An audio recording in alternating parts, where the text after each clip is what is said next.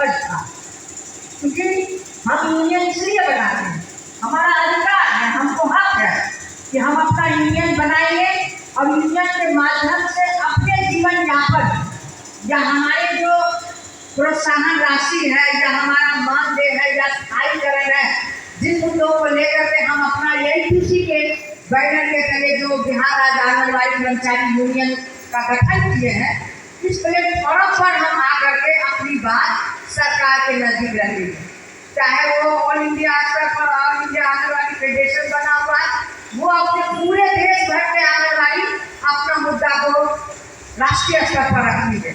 उसी तरह बिहार राज्य आंगनबाड़ी कर्मचारी यूनियन जो है वो AITC के बैनर के तले अपना मुद्दा बिहार के सरकार के तहत रखते हैं, बिहार के जो उनके मिनिस्टर हैं उनके तहत रखते हैं। अपनी बातों को मनाने के लिए हम पहले मीटिंग करते हैं, हम पहले लिखित देते हैं प्रशासन को, सरकार को, मंत्री को कि हम लंबे समय से आपकी सेवा दे रहे हैं। आप तमाम बहनों को पता ही होगा कि ये 2 अक्टूबर अभी हाल फिलहाल हम गांधी जयंती मनाए हैं, 2 अक्टूबर के दिन हमारे ISCDSF प्रोग्राम का 50 साल पूर्ण हो गया और 50 साल पूर्ण होने के अवसर पर भी भारत सरकार के मिनिस्टर एक शब्द भी ICDS प्रोग्राम के बारे में किसी भी तरह का चर्चा वो नहीं किया। नहीं, देश भर की आंगनबाड़ी सेविका और सहायिकाओं को उन्होंने संबोधन किया, न उनको मान सम्मान बढ़ाने के लिए अपने अखबारों में, टेलीविजनों में, किसी भी प्लेटफॉर्मों पर उन्होंने इस तरह की बातें नहीं की। इसका क्या मतलब? हम 50 साल के कार्यकाल को पूरा किए। 50 साल का कार्यकाल कोई कम नहीं होता और उसमें 1-2 हमारी महिलाएं नहीं हैं। सरकार घोषणा करती है, नारे लगाती है, बसों में, ट्रेनों में, विभिन्न तरह के सार्वजनिक स्थानों पर सरकार का बैनर लगा होता है, स्लोगन लिखा हुआ है, बेटी बचाओ, बेटी पढ़ाओ, बेटी को पढ़ाओ।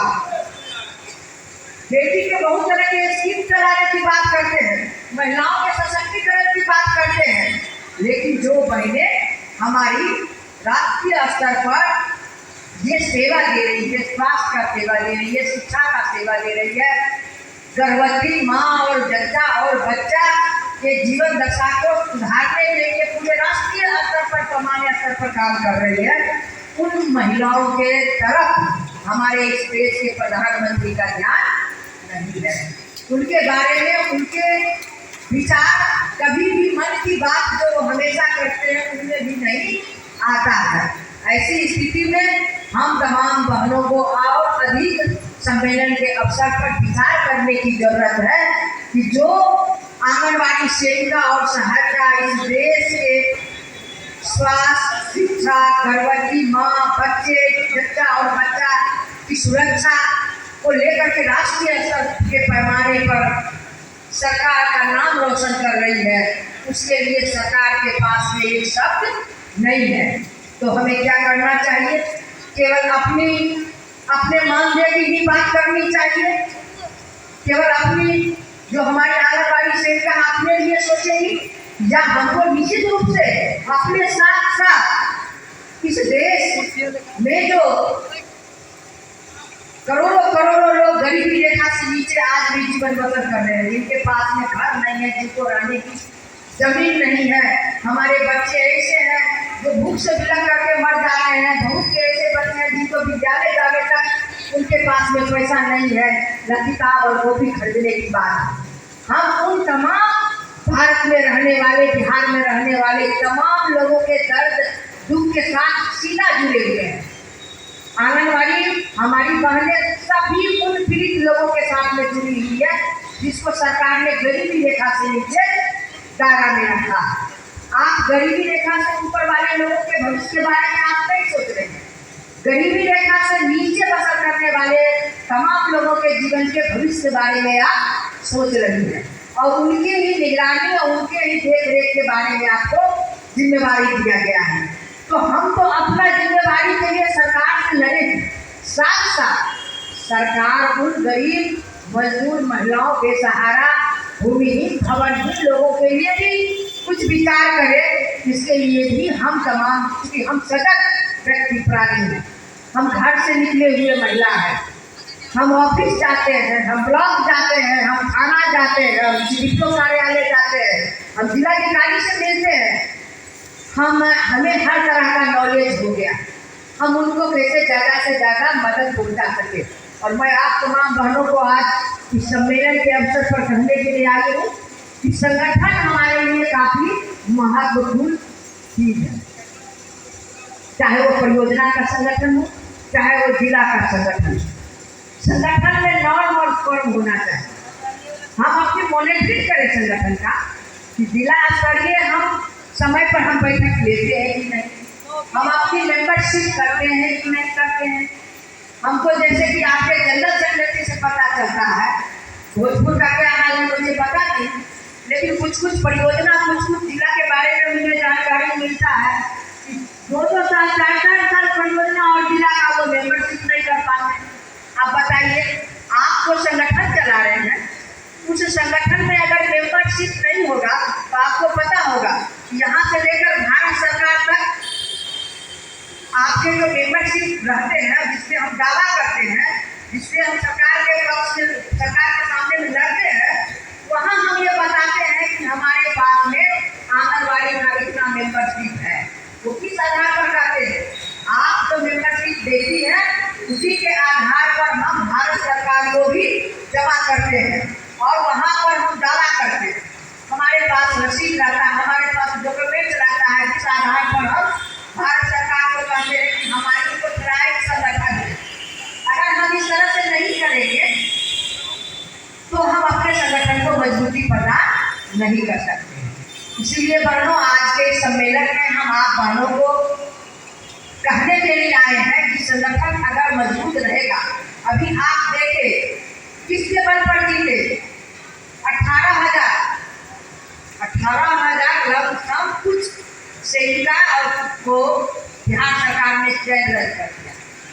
और आपको पता होगा, आज नहीं, पहले भी भाषण में हम क्या कहा करते थे कि आंदोलन के दरमियान में अगर एक भी आंगनबाड़ी सेविका सहायता पर खो जाएगा, उसकी जिम्मेवारी किसी होगी? ट्रेड यूनियन यानी बिहार राज्य आंगनबाड़ी कर्मचारी यूनियन की। और आपने देखा कि संगठन के बल पर, आप लोगों के संघर्ष के बल पर, हम अपनी लड़ाई के बल पर, यहाँ से आपको पता नहीं होगा, बिहार ही नहीं पूरे देश के 11 केंद्रीय ट्रेड यूनियन जो भारत सरकार से रजिस्टर्ड यूनियन है, जो केंद्रीय यूनियन है, वो सारा यूनियन बिहार सरकार को लिखा कि आप लोकतंत्र पर हत्या कर रहे हैं।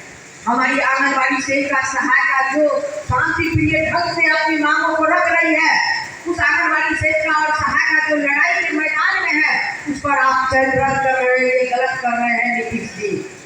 18 केंद्रीय ट्रेड यूनियन के राष्ट्रीय स्तर के लोग बिहार सरकार को चिट्ठी लिखते हैं, जो मिनिस्टर को लिखते हैं, पूरा देश स्तर पर दबाव बनता है, और जिसका नतीजा है कि बिहार सरकार हमारी 18,000 आंगनबाड़ी सेविका को फिर सेंटर पर वो वापस कर लेते हैं।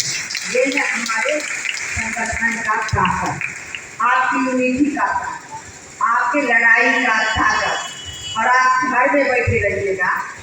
अभी भी आप देखिए, हम लोग बहुत दिन से सोच रहे थे, क्योंकि पिछले दिन जनरल सेक्रेटरी के द्वारा जो सूचना दी रही थी कि सभी आंगनबाड़ी सेविका डर गई है, मीटिंग में नहीं आ रही है, अब लड़ना नहीं चाहेंगे, सब पर कार्रवाई हो गया थी।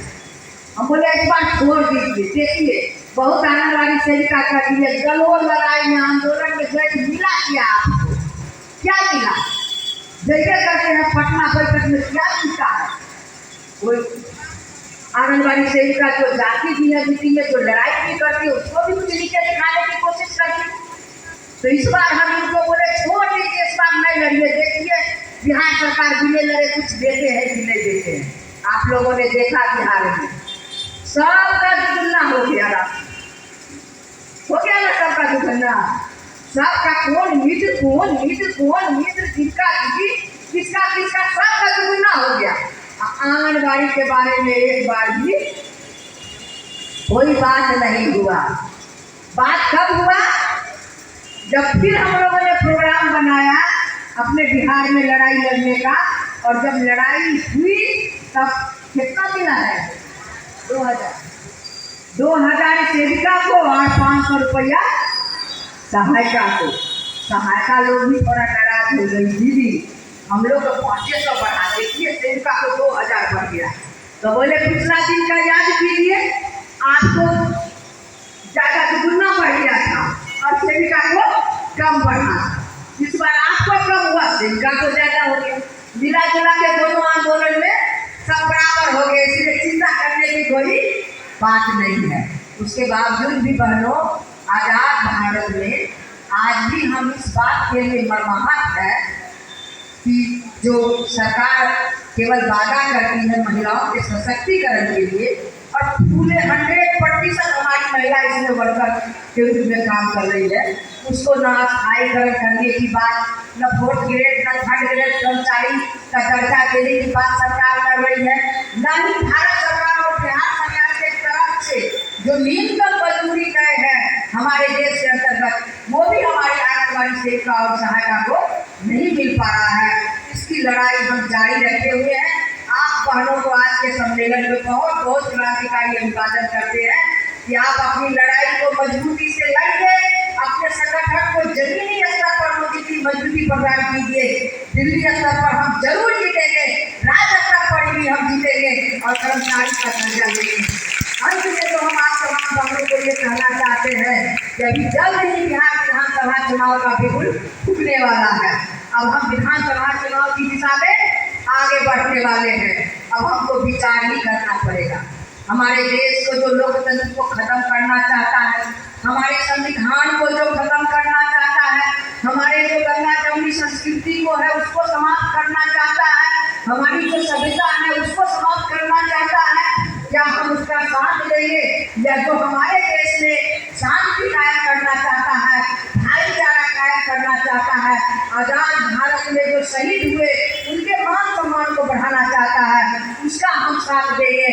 आगे आने वाला दिन में आप बहनों को ये निर्णय करना पड़ेगा कि हमारी जमात किसके साथ जाती है। हम लोगों को खोल करके बोल रहे हैं कि जो लोग हमारी आंगनबाड़ी सेविका सहायिका की बात करेगा वही इस राज्य में राज करेगा, और जो नहीं बात करेगा वो इस राज्य में राज नहीं करेगा। इसलिए आगे आने वाला विधानसभा पर आप लोग बहनों याद रखते रहिएगा। ये नहीं कि अब जात का लोग है क्या करें, धर्म का लोग है क्या करें। हमारा धर्म क्या है? हमारा धर्म है रोजी रोजगार, हमारी नौकरी, हमारा मान, हमारा सम्मान। क्या रोटी का कोई धर्म होता है? रोटी का कोई जात होता है? नहीं होता है। इसलिए आगे आने वाले दिन में बहनों, आप लोग, हमारी तमाम बहनें आगे आने वाले विधानसभा की भी तैयारी करेंगे, आम आवाम को भी तैयारी कराएंगे, और अपनी मजबूती के लिए अपने जीवन दशा को सुधारने के लिए आगे आने वाला विधानसभा में आप निर्णय लेंगे। यही बात करते हुए मैं अपनी बात समाप्त करती हूँ। इंकलाब जिंदाबाद, आंगनबाड़ी सेविका और सहायिका जिंदाबाद। बहुत बहुत धन्यवाद।